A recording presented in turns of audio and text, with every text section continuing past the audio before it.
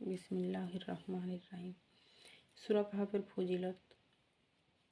হাদিস শরীফে বর্ণিত আছে, এক ব্যক্তি অত্র সূরা তেলাওয়াত করছিল আর এমন সময় তার ঘোড়াটি ভীষণ লাফালাফি শুরু করে দিল। অজ্ঞাত সে উপরের দিকে মাথা তুলে তাকিয়ে দেখল একটি নূরের আলো।